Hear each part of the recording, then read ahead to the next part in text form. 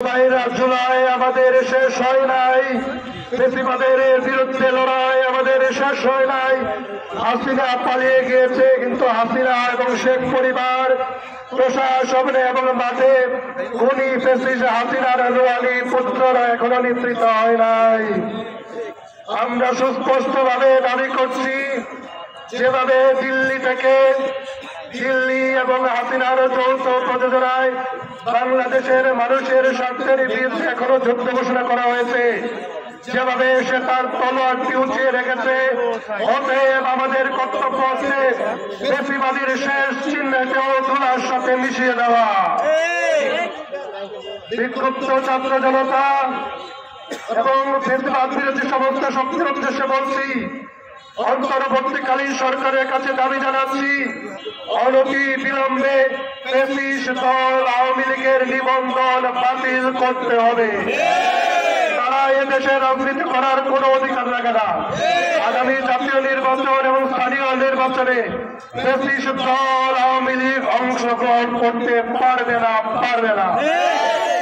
গাজীপুরের হামলার সাথে জড়িত সমস্ত সন্ত্রাসীদের আগামী 24 ঘন্টার মধ্যে গ্রেপ্তার পূর্বক দ্রুত বিচার আইনে বিচার করার মধ্য দিয়ে শাস্তি নিশ্চিত করতে হবে। সমস্ত খুনিদের গণহত্যাকারীদের ব্যাংক অ্যাকাউন্ট জব্দ করতে হবে, যাতে সন্ত্রাসী অর্থ না করতে পারে। খুনি ফ্যাসিস্ট শক্তির সমস্ত সম্পত্তি বাজেয়াপ্ত করতে হবে। গাজীপুরে কালকে শিক্ষার্থী ভাইরা সাহায্য পেয়ে নিরাপত্তা পায় নাই। গাজীপুরের জেলা প্রশাসক, গাজীপুরের পুলিশ সুপার, জিএমপির কমিশনারদের অনতি বিলম্বে অপসারণ করতে হবে। আইন শৃঙ্খলা পরিস্থিতি রক্ষা করবার দায়িত্ব পালন করবার ব্যর্থতার কারণে অগর্ব স্বরাষ্ট্র উপদেষ্টার সমাজে পদত্যাগ করতে হবে। অন্তর্বর্তীকালীন সরকারের প্রতি আহ্বান জানাই, শহীদ পরিবারের খেয়াল রাখেন, আহতদের চিকিৎসা পুনর্বাসন করেন, বাঙ্গু সুশীলদের দিকে তাকান না, জনতার দিকে তাকান।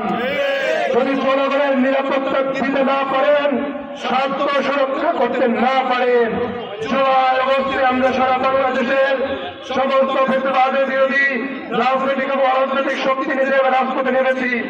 আমরা আবারও রাজপথে নেমে আসবো।